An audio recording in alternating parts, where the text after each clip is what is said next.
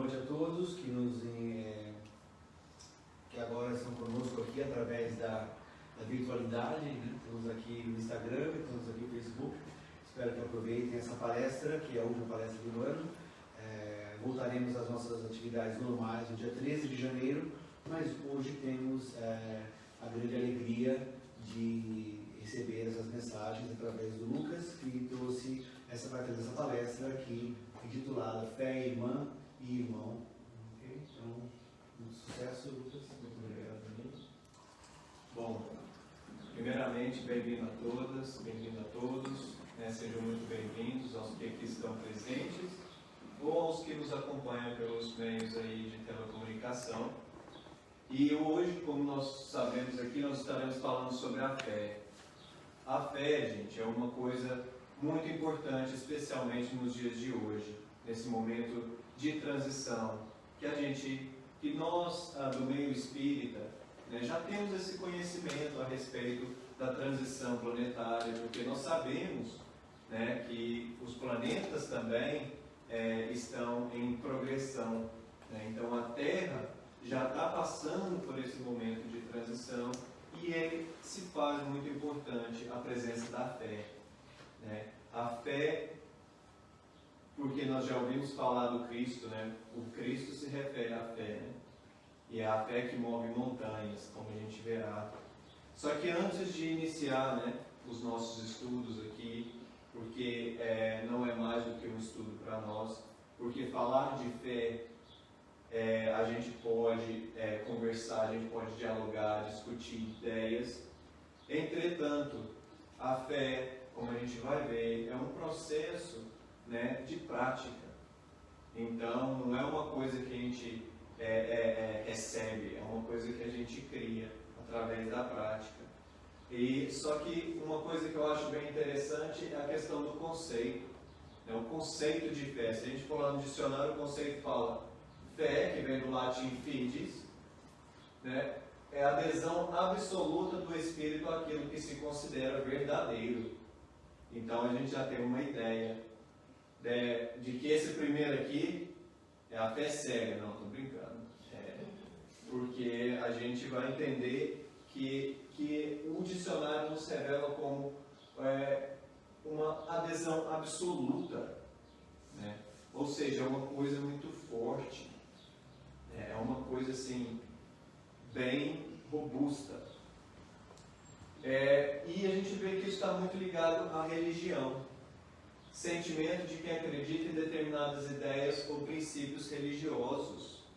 A gente tem isso no Espiritismo, não tem? A gente não tem princípios religiosos, ideias. Nós não somos, a doutrina espírita não é uma doutrina filosófica, ou seja, que traz no seu seio ideias e princípios que a gente aprende, que a gente vivencia.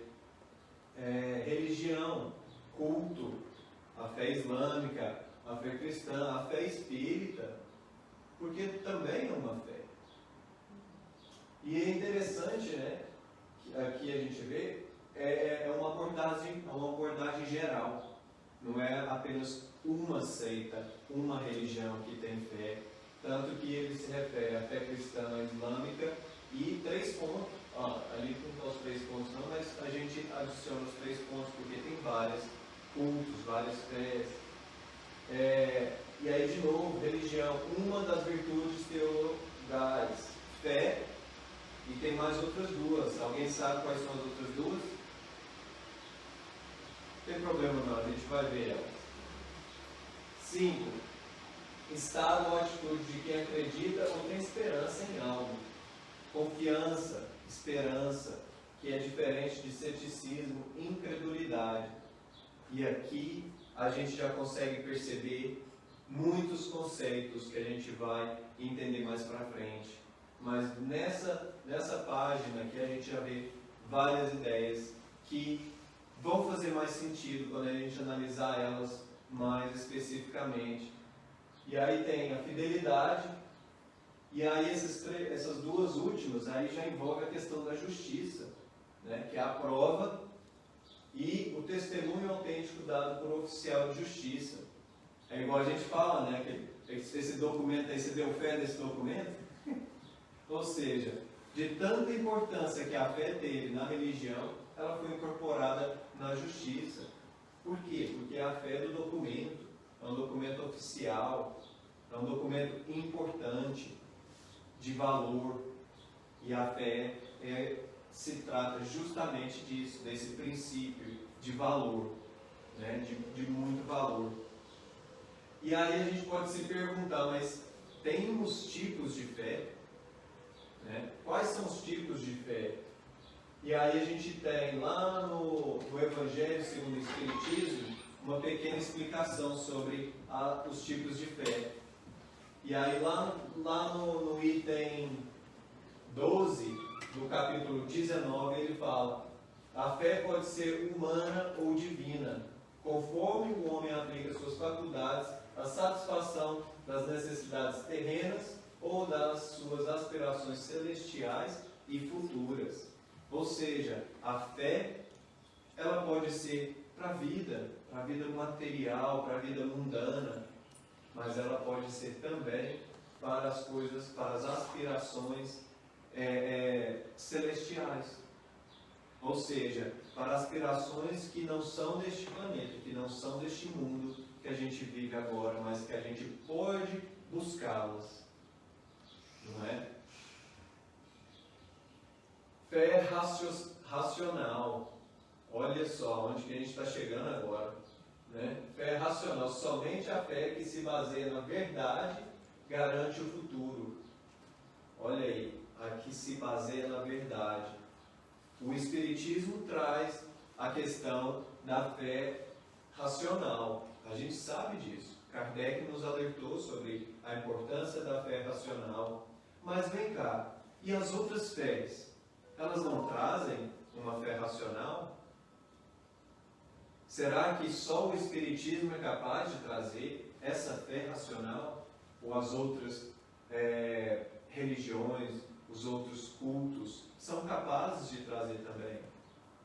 Porque a gente não pode desacreditar que o Espiritismo é o único que vem abordar a questão da fé racional. Porque o Espiritismo é novo. O Espiritismo está aí quase chegando aos seus 200 anos. Então, muito novo. Mas essa questão da fé racional, ela é muito importante. Porque é aquela que não tem no progresso das luzes. O Espiritismo está aberto à ciência, à investigação pela ciência material. Entretanto, a ciência material não poderá utilizar os mesmos meios de abordagem que elas utilizam para o conhecimento da matéria. Porque é outro princípio aqui.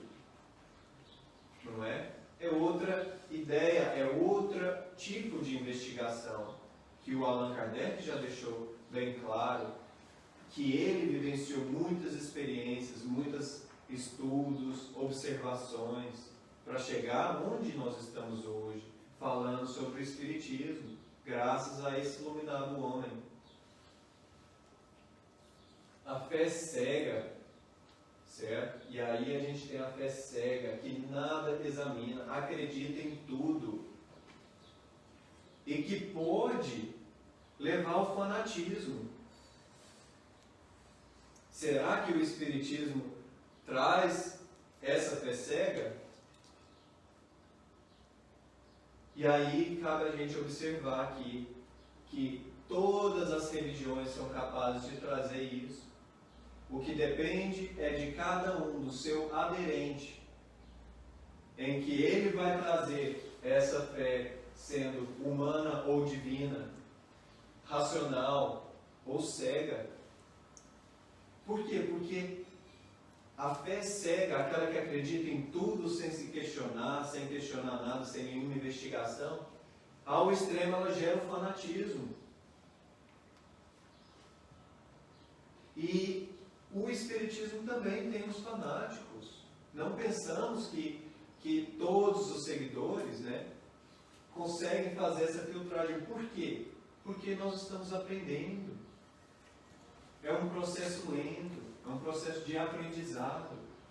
O Espiritismo traz muitas ferramentas para a gente trabalhar a nossa fé.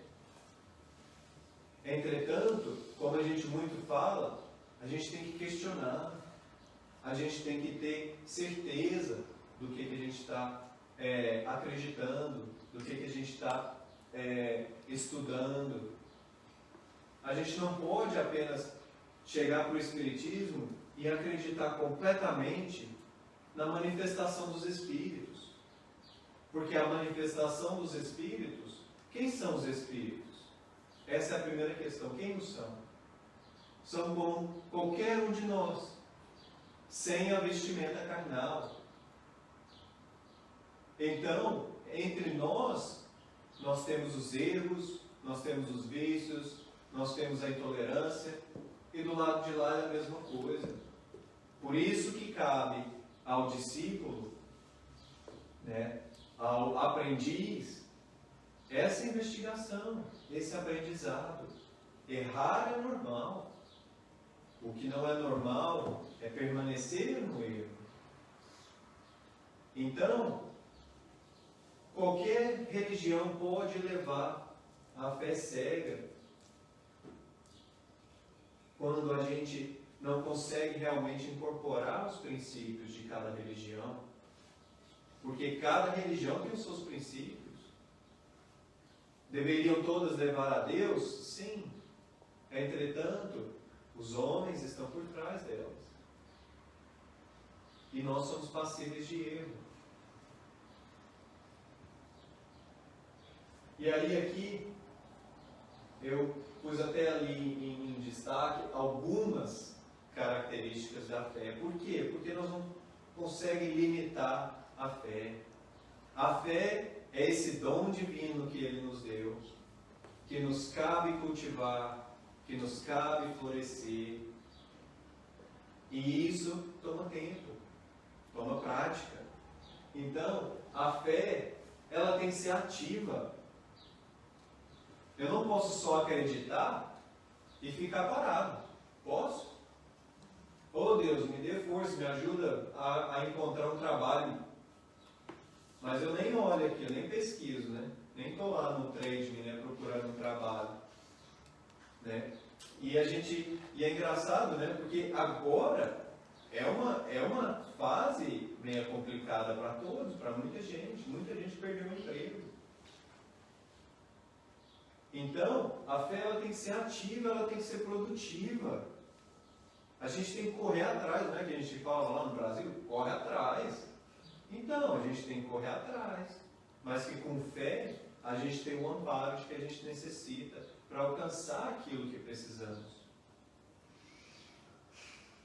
Racional, a gente viu. Ela tem que ser racional. A gente tem que entender a fé. Aí você me pergunta, mas na época dos primeiros cristãos, que bastava uma pequena palavra, uma frase, porque naquela época não era igual a gente tem aqui à disposição a Bíblia inteira, né? O Evangelho de Jesus Cristo, nosso Senhor, à nossa disposição, na tela do teclado de um celular. E aqueles cristãos de outrora, com a simples frase, né, ou de Lucas, ou de Mateus, ou de Paulo, se deixavam envolver por aquele sentimento, e a fé deles era robusta, porque era racional, era ativa. Aquela simples passagem era o suficiente, era o que eles precisavam para fazer ela se fortificar dentro de cada um. Ela é empolgante e contagiosa.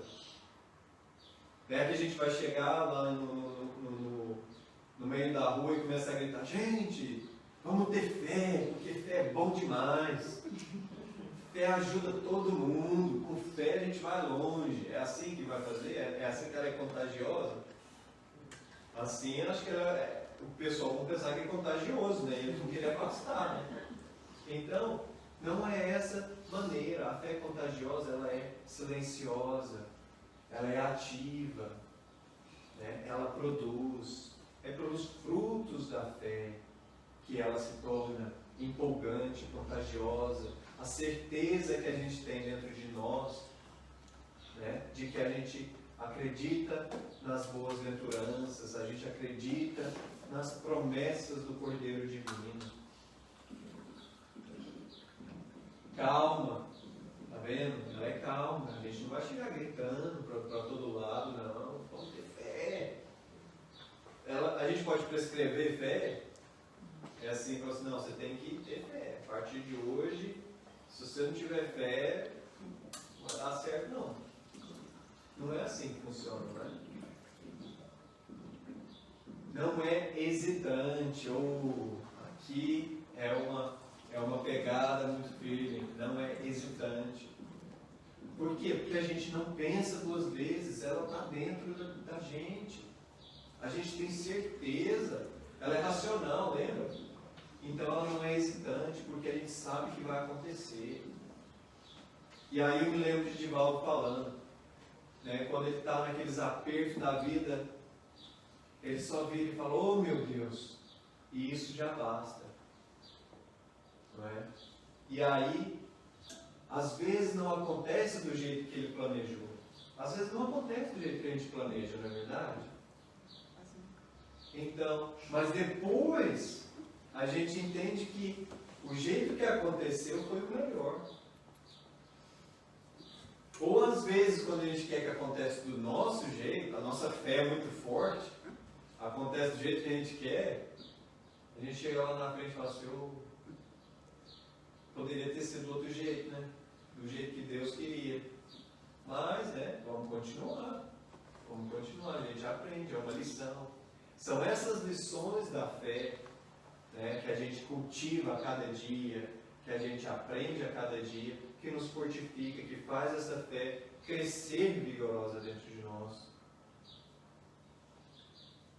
Confiança em Deus absoluta.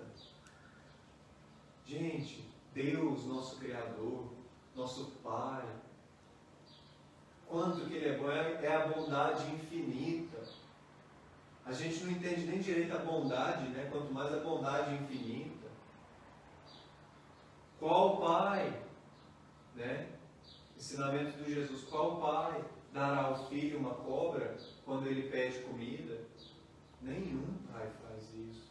Agora imagine o Pai Celestial, o nosso Criador que colocou todos nós como irmãs e irmãos. Então, tendo essa certeza no Pai, sabendo que o Pai sempre estará conosco, sempre nos auxiliará, ela não se torna hesitante. Está vendo que uma coisa puxa a outra? É uma rede de qualidades, é uma rede de princípios que a gente tem que adotar, de ideias. Não acabou não, ela é universal, ela é para todos. Por quê? Porque a gente sabe que tem gente que tem fé fora do Espiritismo. E a fé racional, forte, robusta. Não é verdade? Então ela é universal. Ela é um presente que Deus nos dá. E Ele nos dá a todos os filhos. Então ela é uma semente que está dentro de nós. Que nós temos que cultivá-la. Não é assim que a gente faz no jardim da casa? A gente não planta lá uma semente. Vamos dizer que agora é primavera, né? Está na época de fazer o plantio. Mas a gente não espera que amanhã, quando a gente levantar, a semente vai estar florida. Né, Maninho? Porque o Maninho estava cuidando do suador. Tá vendo? O Maninho estava cuidando da hora do jardim. Está na época de cuidar, de florescer. Mas ele não vai esperar que a flor que ele plantou ontem vai nascer amanhã. A semente. A fé é a mesma coisa. Não é que a gente vai sair dessa sala hoje à noite, ou de onde quer que você esteja aí online, né? Que você já vai sair com essa fé robusta, né, dentro de você, que você vai sair, não, eu acredito em tudo, minha fé é racional, Né? Que mais? Ela vai ser empolgante, contagiosa, calma, ativa, racional e tudo mais. Não, vamos por partes. Vamos aos pouquinhos. Cada uma dessas aqui é uma semente pequena. Né? Faz parte dessa horta que é a fé.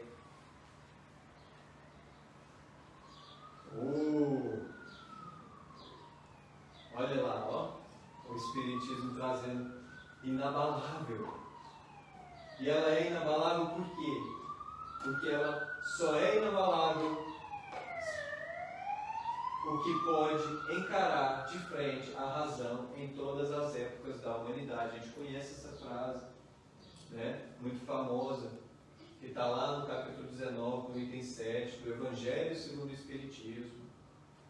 Por quê? Porque essa fé, ela é aberta, ela é sincera, ela é verdadeira. E ela vai ser na escuridão ou na claridade, na ignorância ou no conhecimento, com a ciência ou sem a ciência. Essa fé, ela tem que ser inabalável.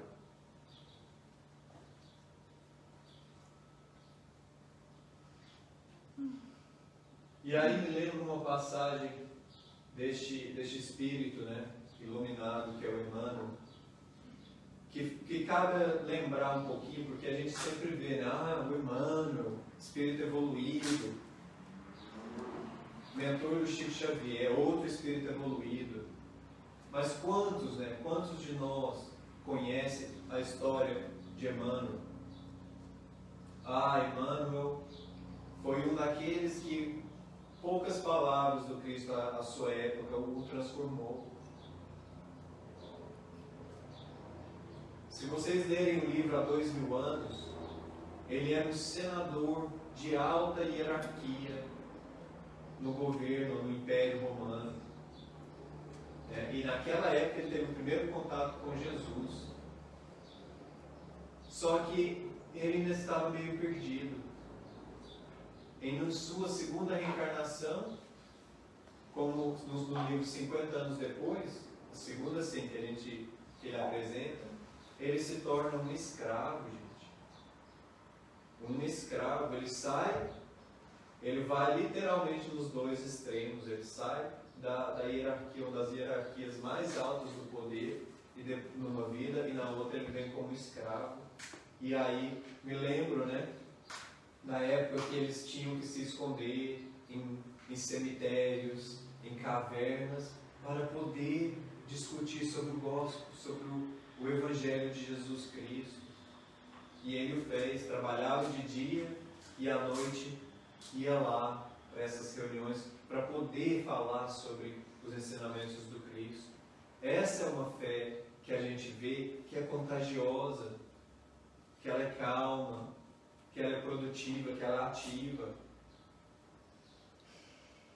E nesse livro aqui, no livro Pão Nosso, que a gente até fez a leitura inicial, no capítulo 79, o mas e os discípulos. Olha essa palavrinha aqui, gente, o mas, 3 letras. Mas que é uma conjunção de muita força, de muita importância. Porque veja bem, Emmanuel nos fala que o discípulo determinado, né, o discípulo que tem essa fé, ele fala assim: eu não tenho forças para realizar isso, mas com Jesus no meu caminho, eu poderei conseguir. Olha só, é o mas, 3 letrinhas. Ou ele pode falar do discípulo, né, negligente, do discípulo que às vezes não acordou ainda, né? E aí esse discípulo fala assim: as verdades do Cristo são maravilhosas e trazem felicidades, mas o mundo não me deixa segui-las. Olha aí o mas. E aí ele explica que o mas colocado antes, né, do nome Jesus, né, transforma tudo. Mas se colocado para depois do nome, né, muita coisa se perde. A gente se deixa levar pela nossa inferioridade, pela nossa ignorância. Certo? Então, é importante a gente estar atento para isso. Porque com essa fé raciocinada, essa fé inabalável, né, a gente pode começar a mover, né, esse mas sempre para antes. Né? A gente coloca o mas sempre mais cedo. A gente não tem força. E Deus sabe disso. Mas é por isso que Ele enviou o Cristo, para nos guiar, para nos amparar. E aí, a passagem que ele comenta está lá no Filipenses 4, capítulo 4, versículo 13. A gente conhece essa passagem aqui muito bem, a gente já ouviu falar, né? Tudo posso naquele que me fortalece. Será que a gente pode mesmo? Será que a nossa fé está a esse ponto de se deixar levar por este grande ensinamento de uma pequena frase? Tudo posso naquele que me fortalece. Quando Paulo estava enfrentando problemas, quando ele sabia que ele não tinha todas as forças, mas ele tinha a convicção de que Jesus estava com ele. Ele é um convertido, né, de Damasco, que estava perseguindo cristãos, e com a presença de Jesus, que se manifesta, né, espiritualmente para ele, ele se converte e vira um dos mais importantes precursores, né, da doutrina do Cristo. Por quê? Porque ele auxiliava a todas as igrejas da época. E é por isso que ele fala, tudo posso naquele que me fortalece. Tanto foi que ele virou quase que o mais importante discípulo, que não era nem da própria época do Cristo. Quando Cristo ainda estava encarnado, e depois da desencarnação do Cristo, é que o Paulo veio.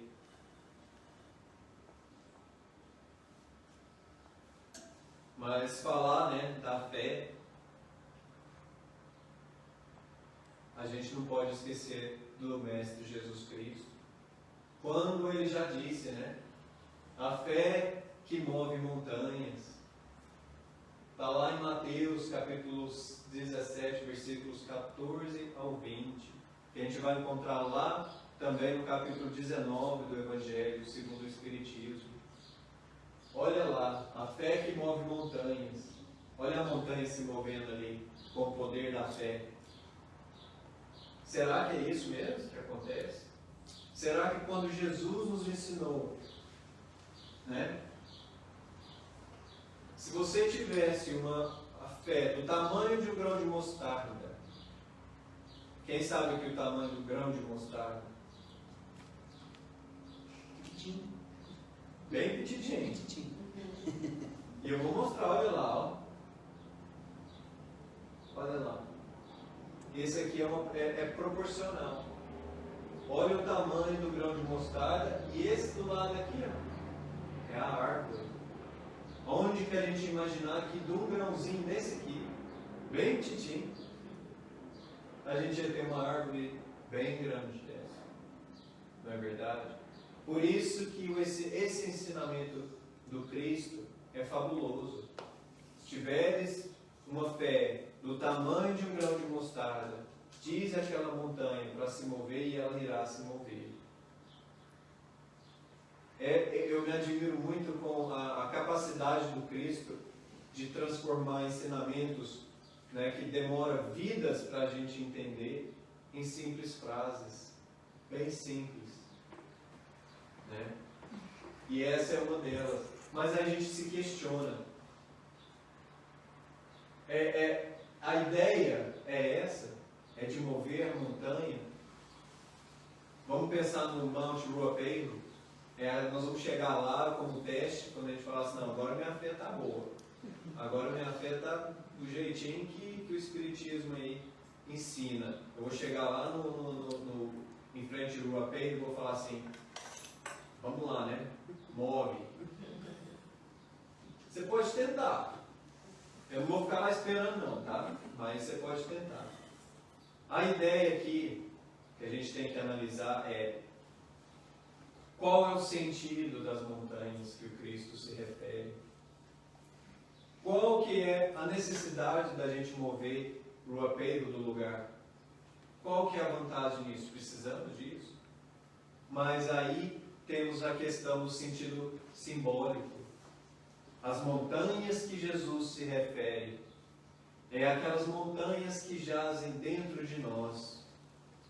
São as montanhas das nossas inclinações, dos nossos erros, dos nossos vícios, da nossa ignorância. É essa fé que nós precisamos para mudar essas montanhas dentro de nós.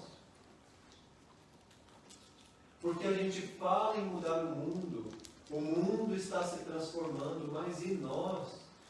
E essas montanhas dentro de nós? Quanta força estamos colocando para mover essas montanhas?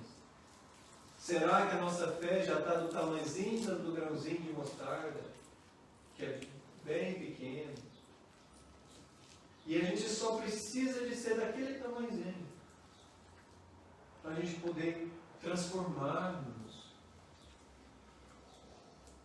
Pegar essa terra vasta dentro de nós de montanhas, pontiagudas, de pedregulhos, e transformar em campo arável para o plantio das boas virtudes, para que essas plantas, como a planta da mostarda, possa gerar frutos que alimentem. Não o corpo material, mas o nosso espírito. Porque a fé, ela é para o espírito. Elas são qualidades que nós carregaremos por toda a eternidade. Somos seres eternos, imortais. Não se engane pensando que nós somos um corpo com espírito. Não, nós somos um espírito eterno e imortal, com um corpo momentâneo. Porque sem essa fé, a gente cai nos despenhadeiros, dos erros, dos equívocos, dos vícios. E aí a gente pode chegar, como a gente teve na semana passada, uma palestra excelente sobre a prevenção do suicídio. Se a gente não move essas montanhas dentro de nós, nós não temos campos para frutificar a boa nova do Cristo, que vem agora neste momento muito especial para nós. Então, gente, essas montanhas, as montanhas do orgulho, as montanhas da vaidade, da intolerância, da impaciência, essas são as montanhas que nós temos que movê-las. E elas moverão com a nossa fé, com a fé no Cristo. Porque, como nós dissemos, como o Emmanuel diz, nós somos fracos. Nós estamos aprendendo, nós somos aprendizes. Mas nós temos Jesus. Nós temos o Espiritismo como Consolador prometido para nos fortalecer essa fé. Só que o Cristo não para na árvore de mostarda, ele vai além, vai à parábola da figueira. A parábola da figueira é aquela em que ele passa com fome e procura naquela árvore, que é uma árvore de figo, bem bonita, folhada, mas ele procura e não vê frutos. E ele fala, seque. E no outro dia, quando ele se retorna, os discípulos notam que a árvore secou. A gente não precisa de usar isso, né? Esse é um sentido figurado de novo. E me desculpem porque eu estou falando aqui dessas passagens, né, ao calor do momento das minhas próprias emoções e das minhas limitações. Então, nessa passagem, a gente tem que entender que o Cristo fala que essa árvore aqui são todos os cultos, todas as seitas, todos os discípulos que não produzem frutos de amor, de caridade, de fé para os nossos irmãos, para nós mesmos. São essas seitas que não levam, que não encaminham, né, os filhos de Deus para Ele, que elas cairão por terra, elas secarão como a árvore de figo, como a figueira. Porque Jesus falou, né, não sobrará pedra sobre pedra. E ele se referia aos templos que o pessoal, né, que as religiões, que as seitas criam templos monumentais para adorar a Deus. Quando nós devemos adorar a Deus dentro de nós, aqui, dentro da nossa humilde casa. A gente não precisa nem de estarmos aqui neste quarto, né, nessa sala, para adorar a Deus, para levar os nossos pensamentos a Deus. Porque Ele não é uma figura intocável. Ele é uma figura que está muito mais próxima do que a gente imagina. Às vezes, nós nos distanciamos. Somos nós que temos que buscar Deus, porque Ele está conosco o tempo todo. Mas nós fechamos as portas. O Divaldo, como a gente já mencionou aqui, quando ele necessita desse auxílio, ele não precisa de pedir, de explicar nada, ele só fala, ai meu Deus, porque Deus já sabe. Deus já nos acompanha, de amor. E é só isso que basta, só basta esse, meu Deus, olha aí, é o grãozinho de mostarda, é coisa simples, é coisa pequena. Meu Deus, sou o seu filho, me ajude.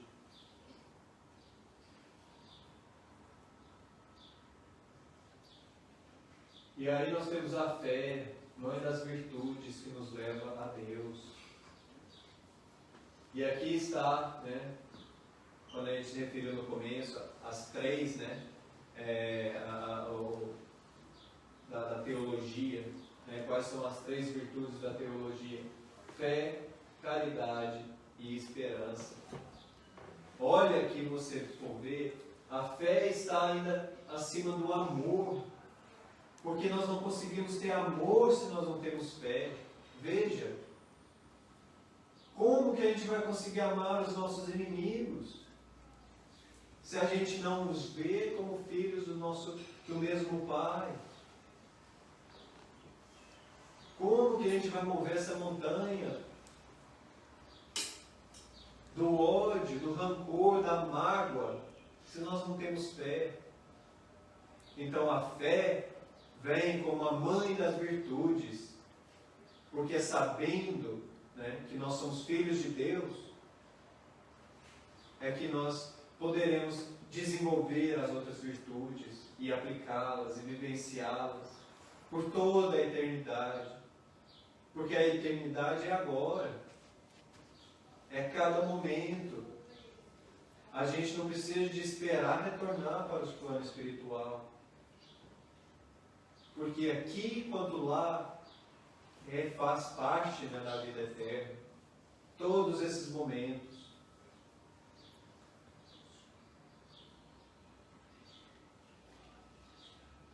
E aí a fé em tempos de transição. Ou a promessa do Cristo se cumpre. A casa se transforma, o planeta de provas e expiações se torna um planeta de regeneração. O planeta material se transformará, como já se transformou, a ciência nos mostra. Nós já tivemos períodos muito quentes, de lava em todo lugar, períodos muito frios, para chegar onde nós estamos. E o planeta estará se transformando. E tem espíritos com a missão de auxiliar essa transformação. E esses espíritos somos todos nós. Não é um espírito de Emmanuel, não é um espírito de fulano de tal, de Fênelon, não é um espírito de verdade que vai reencarnar para mudar. Somos nós, a tarefa é nossa. Como? Mudando o nosso templo interior. Essa é a principal morada. Essa é a nossa morada. O planeta Terra não é o nosso primeiro, não é o nosso último. E está se transformando mais em nós. E o nosso templo interior. Eu me lembro da palestra do Mani. Há muitas moradas, né, na casa do meu pai. E dentro de nós é uma delas. E é a principal de nós mesmos. É essa que tem que estar confortável, tranquila, paciente, calma, ativa. Porque a fé, ou a caridade sem a fé, ela se torna um ato externo. Não é um ato que nos conecta com o Criador. E aí, nesse tempo de transição, a pandemia, que chega aí, né, fazendo esses desastres, né, coletivos aí, de mortes coletivas, faz parte dessa mudança. Mas se nós não temos o nosso templo interior fortificado, nós estaremos à mercê desse vírus.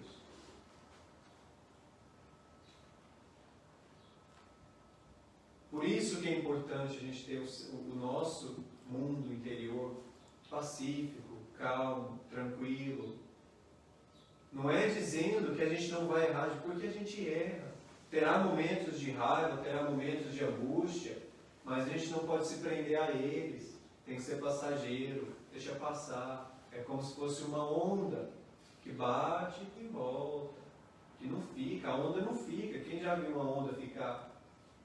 Não vamos falar de tsunami não, né? Mas a onda geralmente bate e volta. Ela vem e morre na praia. Porque nesse momento de transição, de pandemia, né, a gente se defronta ainda com um vazio existencial. Por causa dessa falta de fé interior, que leva a esses suicídios enormes. Gente, no Japão, no mês de outubro, mais gente se suicidaram do que todas as vítimas o ano inteiro pelo Covid.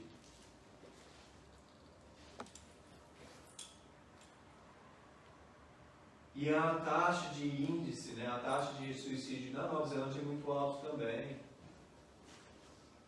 Então, gente, essa fé, a gente precisa dessa fé. Essa fé nossa tem que ser contagiosa para trazer para esses outros irmãos que não acordaram para a existência imortal desse ser que está dentro de nós, que é o nosso espírito.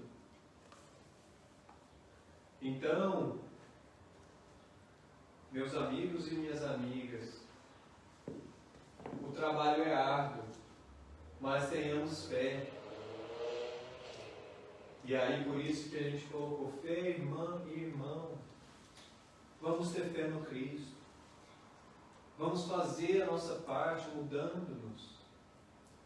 Porque quando nós mudamos nós, o nosso mundo muda. Não é ficar esperando a figura de Emmanuel para vir transformar o planeta Terra. Às vezes ele vem, ou veio, ou está aí. Mas ele vai fazer a parte dele e nós temos que fazer o nosso tempo interior. Esse é o nosso trabalho, esse é o nosso desafio. Fazer com que a nossa fé chegue nesse tamanhozinho do grão de mostarda. E isso vai durar um tempo, mas é a prática, é o desafio, é a aceitação. E aí, para finalizar, eu só tenho que... Vou finalizar com música também, né? Acho que eu nunca fiz, ou não sei se eu faço. Esperemos que o YouTube não corte o copyright. Bom, então já vou pedir aqui, ó, para o grupo Vocal Espírita Toque de Luz, que permitam que a gente possa utilizar essa música maravilhosa.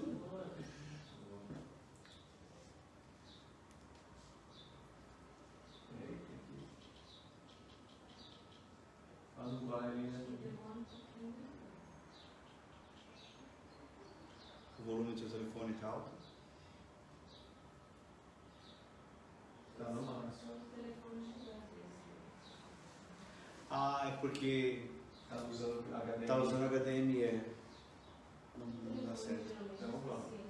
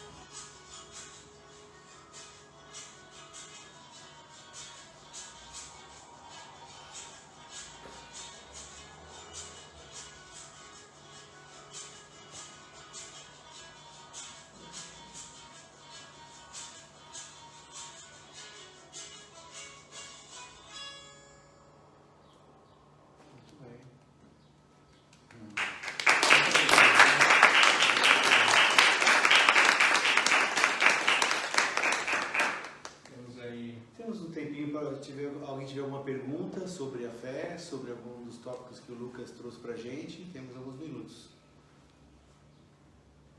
Não? Foi bem claro, né? Foi bem... Sim. Muito obrigado, então, Lucas. Muito obrigado a todos aí que estão pela paciência. Estamos entrando na feira.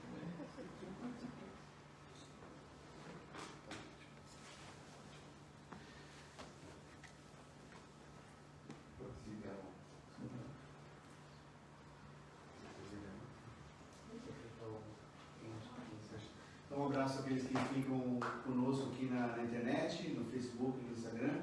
Lembrando que essa é a última semana, voltaremos no dia 13 de janeiro. Lembrando que domingo teremos um piquenique, uma reunião com fraternização. Todas as informações estão na nossa página do Facebook e vou colocar no Instagram também, ok? Fique com Deus, até a próxima.